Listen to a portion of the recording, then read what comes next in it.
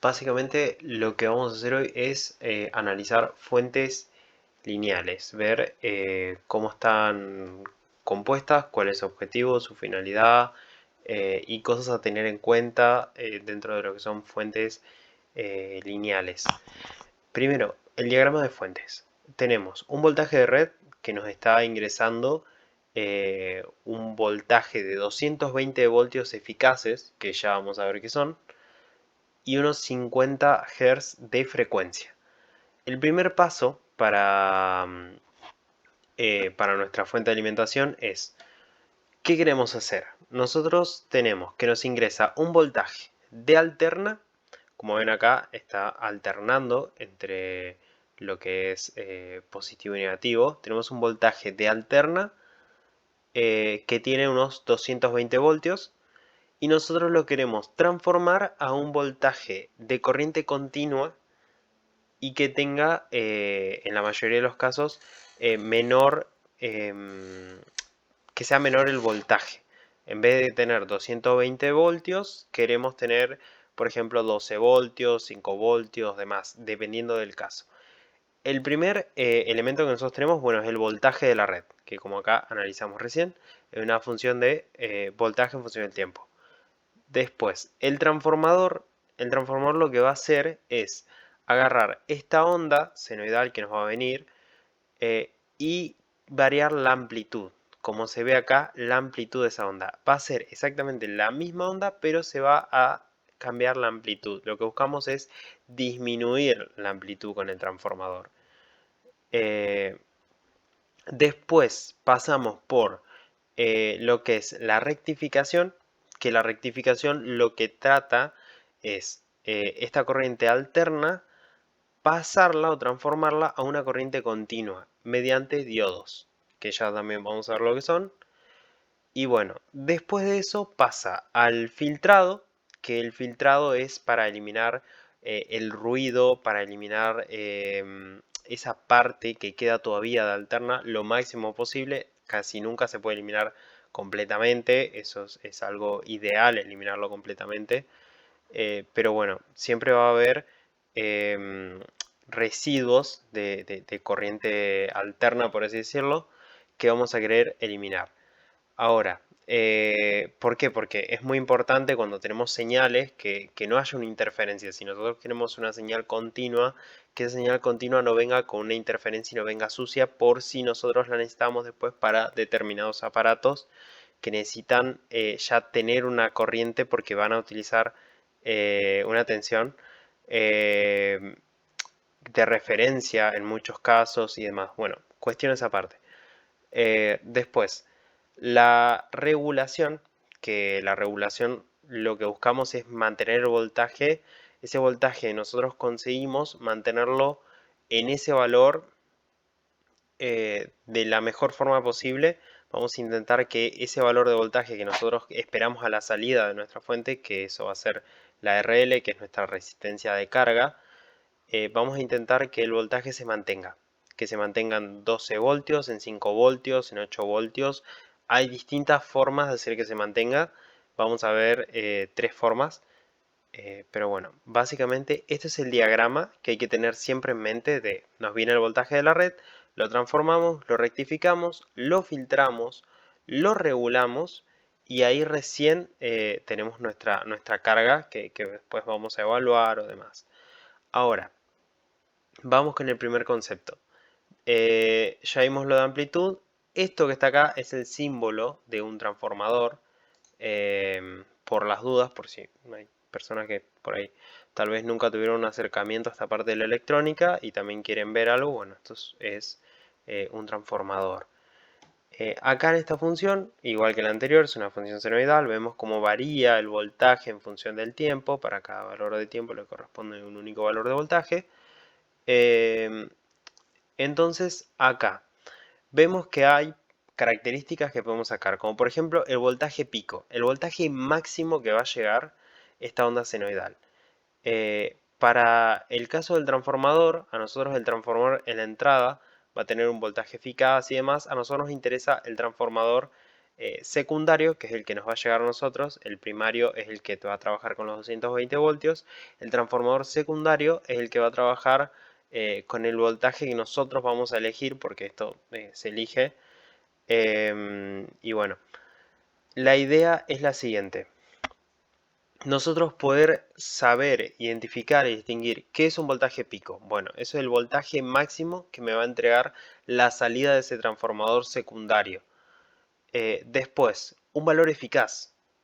Un valor eficaz de voltaje cuando tenemos esta alterna, lo que decimos que es como una especie de promedio, si bien no es un promedio matemático, lo que se busca hacer es promediar para obtener un valor constante de voltaje.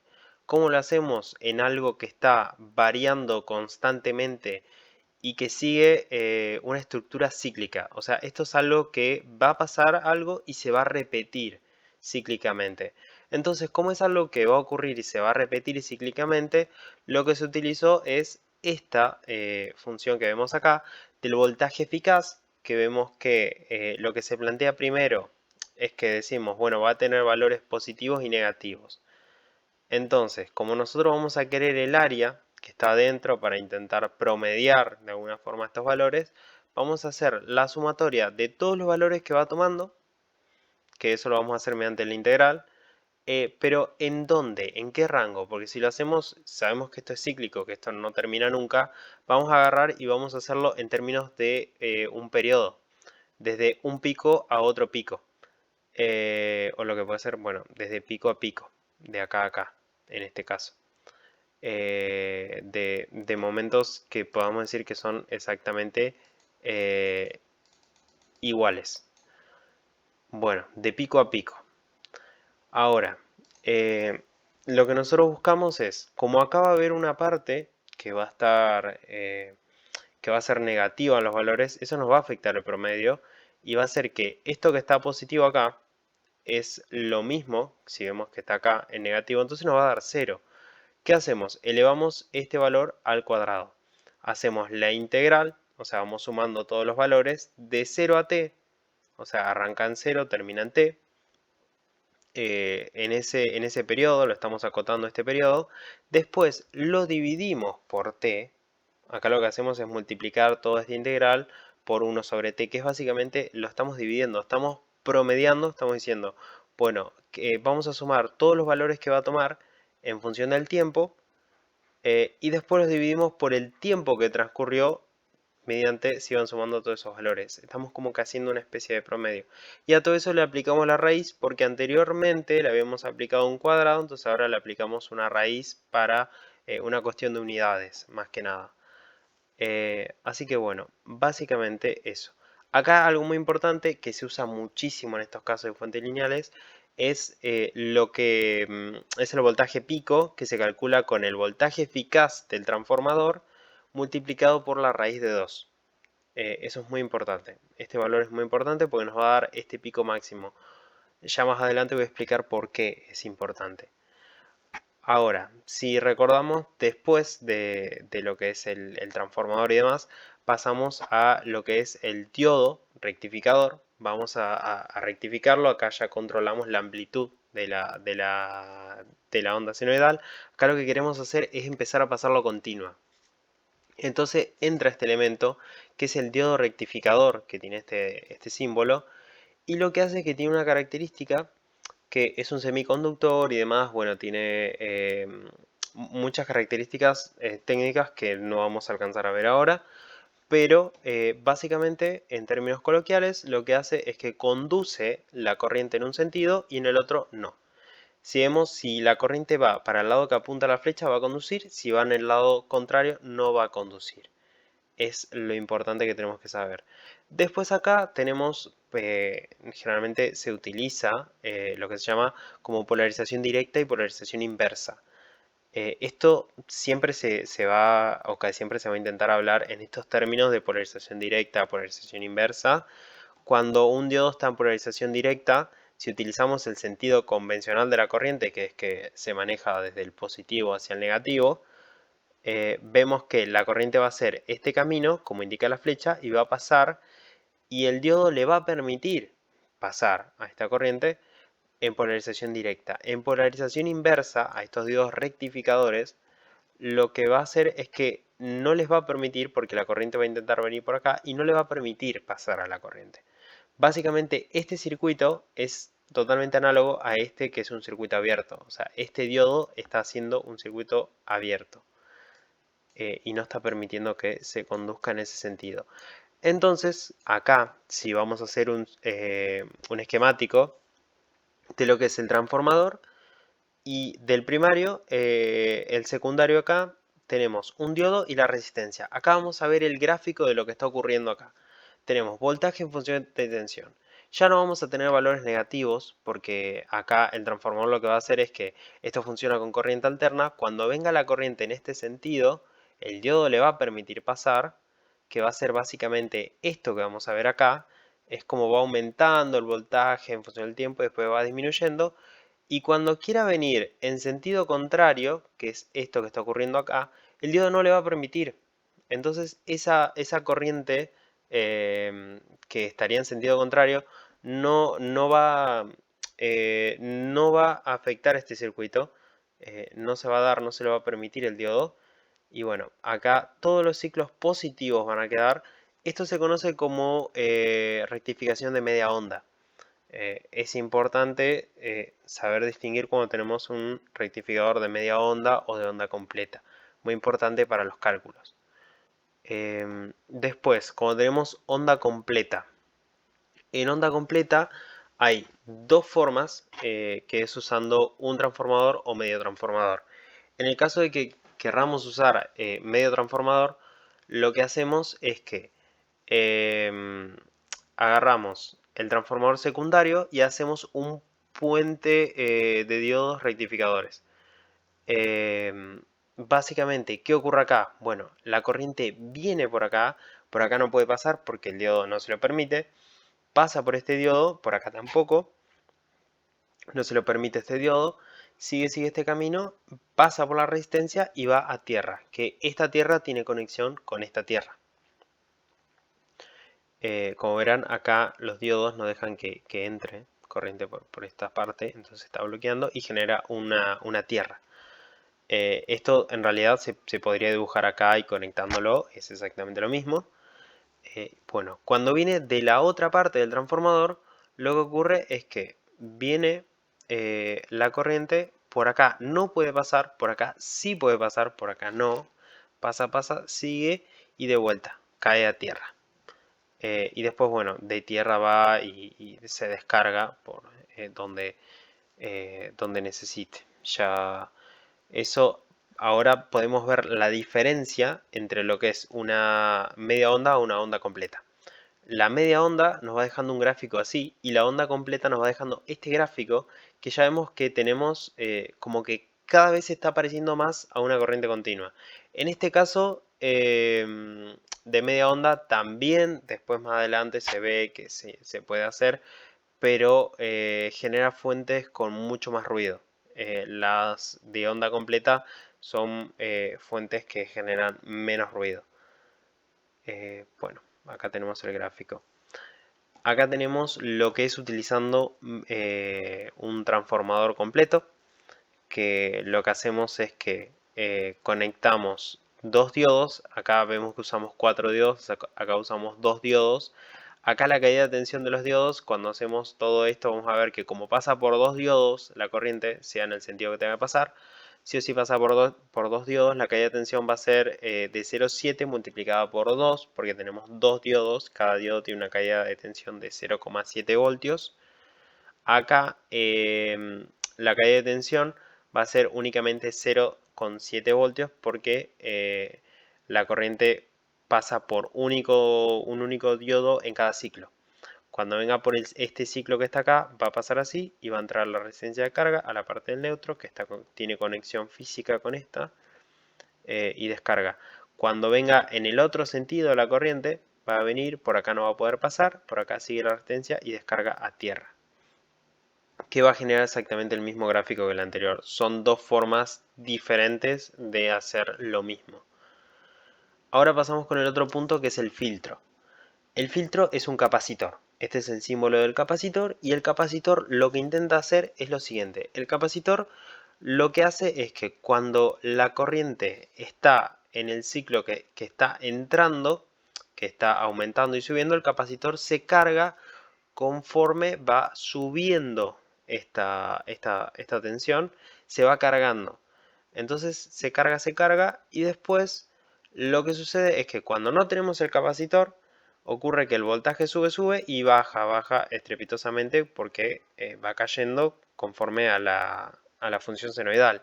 Cuando tenemos un capacitor, esto no ocurre de la misma manera. Lo que pasa es que se amortigua un poco esta caída.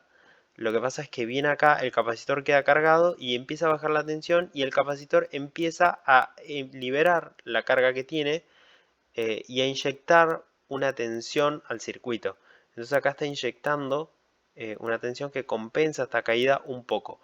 Y acá se ven estos picos así que viene, llega al punto máximo, empieza a decaer, pero no decae tan drásticamente porque acá está liberando un poco de energía al capacitor para que se pueda mantener lo máximo posible y genere apenitas un pequeño rizado que ya veremos más adelante lo importante que es. Em, bueno, ahora, en el capacitor es donde ya empieza a pedirse cosas, como por ejemplo el ripple. Vemos que este gráfico que está acá, de lo que hace el capacitor, es exactamente este mismo que está acá. Lo único que acá vamos a analizar qué es lo que está pasando exactamente. Vemos que esto está en voltaje en función del tiempo. Esto es un voltaje en función del tiempo. Y lo que está ocurriendo acá es lo siguiente, ya lo analizamos, tenemos un voltaje máximo, que va a ser estos picos, tenemos un voltaje mínimo. Este voltaje máximo de pico es exactamente el mismo voltaje de pico del que hablábamos a la salida del transformador. Este voltaje de pico es exactamente el mismo que hablábamos acá a la salida del transformador, que es el valor eficaz de la salida del transformador por raíz de 2. Es exactamente el mismo valor de pico. Tenemos valor máximo, que es igual al valor de pico, al valor mínimo, y tenemos que la diferencia entre el valor máximo y el valor mínimo es lo que conocemos como voltaje de Ripple. Es esto que se encuentra acá, por eso le puse una flecha al medio, porque esta diferencia entre estos dos es lo que conocemos como el voltaje de Ripple. Y en medio tenemos un BCC que ahora ya podemos hacer un promedio matemático porque ya tenemos todos los valores positivos, entonces simplemente hacemos un valor promedio de tensión y ese es el valor de BCC, que justo cae en medio, siempre va a caer en la mitad entre el voltaje máximo y el mínimo. Básicamente eso. Ahora, de acá, ¿qué podemos deducir? Si quitamos el voltaje mínimo y no lo estamos considerando porque no lo sabemos o demás, podemos ver lo siguiente, que si queremos obtener este BCC, este promedio, este voltaje promedio matemático, sabemos que es igual. Lo podemos pensar como que tenemos el voltaje pico, así que decimos, bueno, es la diferencia entre este voltaje máximo que está acá con la mitad de lo que es el ripple, o sea, le quitamos la mitad de esto, le quitamos esta parte que está acá y obtenemos el valor de BCC.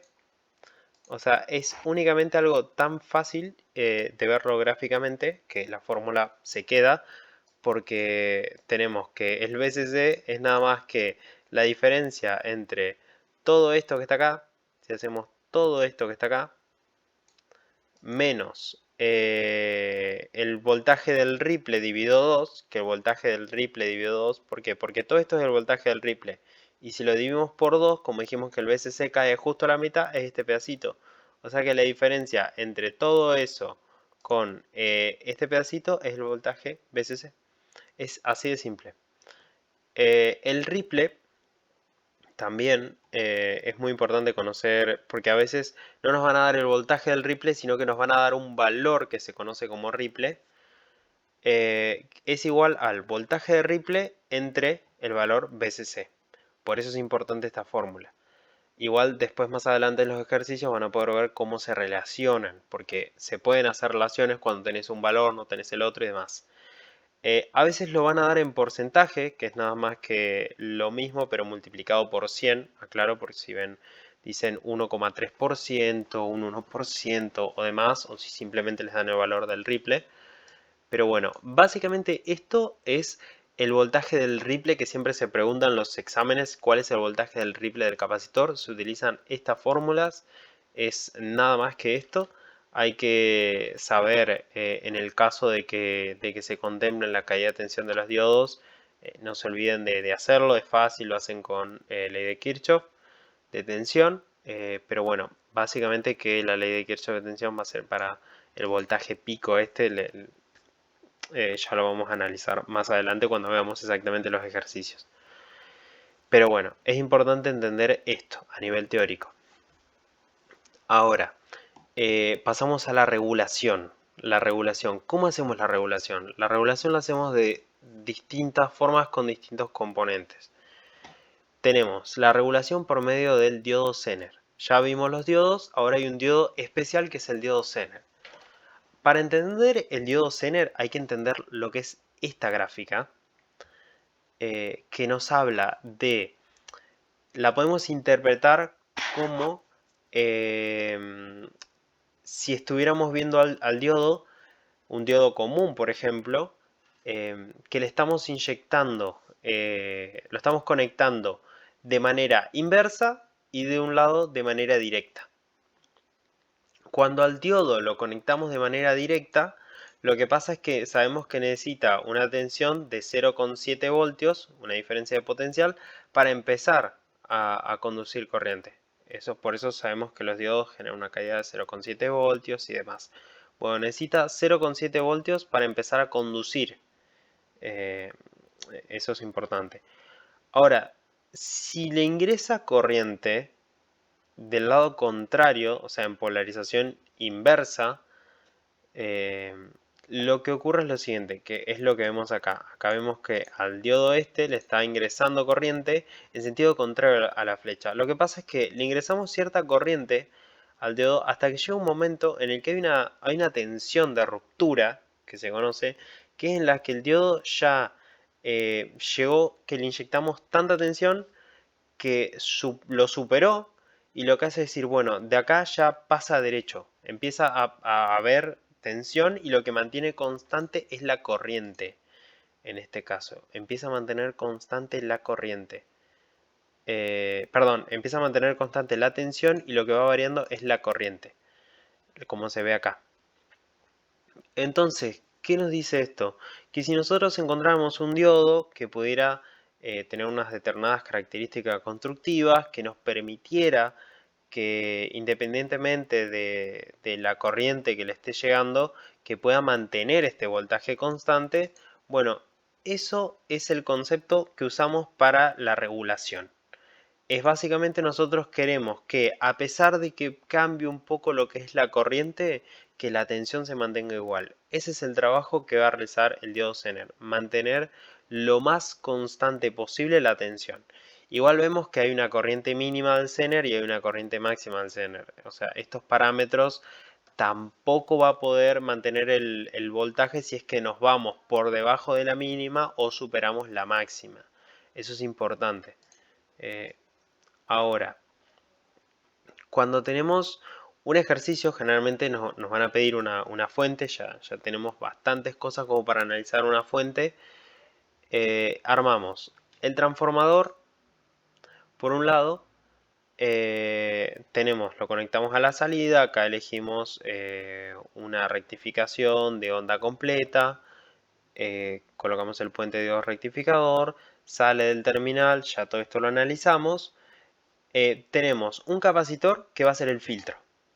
O sea, acá tenemos la rectificación, acá tenemos el filtro, acá tenemos una resistencia y acá tenemos el diodo Zener que va a intentar mantener lo más constante posible la tensión.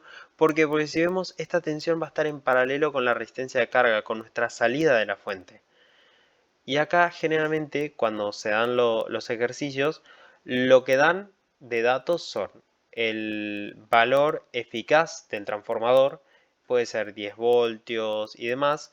Nosotros con ese valor eficaz tenemos que calcular, recuerden, calculamos el valor pico. ¿Por qué? Porque una vez que hacemos la rectificación, esa rectificación y queremos pasar al filtrado, esa rectificación va a intentar mantenernos el valor lo más constante posible de valor de continua contemplando los picos. Recuerden que es muy importante contemplar los picos de tensión en este caso, el voltaje pico. Para calcular lo que es el capacitor, que es algo que siempre se pide, se suelen dar este dato de valor eficaz de tensión del transformador, lo que es el ripple que se va a querer en el transformador o el ripple que se va a querer a la salida, puede ser en porcentaje como vimos anteriormente. Después tenemos el voltaje del Zener que está en paralelo. Si tenemos el Zener físico, lo que hacemos es, cuando lo compramos, sabemos qué voltaje, para qué voltaje está hecho, entonces básicamente ese voltaje va a ser el que va a estar en la resistencia. Pero bueno, es importante en el Zener respetar lo que son las corrientes máximas y mínimas. Por eso es que también colocamos una resistencia. Y bueno, después el voltaje de salida y el ripple de salida también pueden ser datos o puede ser algo que se pida dependiendo de los elementos que hay y demás. Otra forma de regular ya es con transistores. Transistores BJT. Acá tenemos, el transistor se dibuja de esta manera, lo que tiene es un colector, una base y un emisor. Esto funciona así. Ingresa una corriente por la base y permite que empiece a pasar corriente entre lo que es colector y emisor. Y cuanto más corriente ingresamos a la base, más va a permitir que se pueda, más va a permitir que se pase corriente desde colector a emisor acá. Es como una especie de llave que estaría controlando la cantidad de corriente que está pasando entre lo que es el colector y el emisor. Con una pequeña corriente en la base podemos hacer que se empiece a transferir grandes cantidades de corriente por lo que es colector y emisor. Dentro de lo que son los transistores, las cosas importantes que hay que saber es que, bueno, tienen, como dijimos recién, una corriente de base, una corriente de colector y una corriente de emisor. La corriente de colector y emisor, como son tan grandes respecto a la de base, se considera que son prácticamente iguales, porque acá lo que sería es la corriente de colector, le sumas la corriente de base y te daría la corriente del emisor. Pero al ser tanta la diferencia, se considera que en términos prácticos, que la corriente del colector es la misma que la corriente del emisor. Ahora, otra cosa importante es la relación que tiene la corriente de colector, que es igual a la de emisor, con la corriente de base. Esto está amplificado por un factor de amplificación que es beta, que yo digo que la corriente de colector es igual a la corriente de base multiplicada tantas veces, o sea, como indique el número beta. Ahora, tensiones. Esto es muy importante. La tensión, la tensión colector-emisor es esta tensión que aparece en rojo, que es la tensión que va a haber en este transistor en este apartado del circuito. Después, la tensión de base y emisor también es muy importante, pues sabemos que es 0,7 voltios para que empiece a conducir, a trabajar este transistor. Es la corriente mínima necesaria la tensión mínima necesaria para que empiece a conducir corriente este transistor. Después, el circuito es básicamente el siguiente. Acá tenemos, bueno, nuevamente todo lo que ya vimos. Ahora se le suma este tipo de rectificación que tenemos el Zener, porque también tenemos un Zener para que intente regular el voltaje acá lo máximo posible.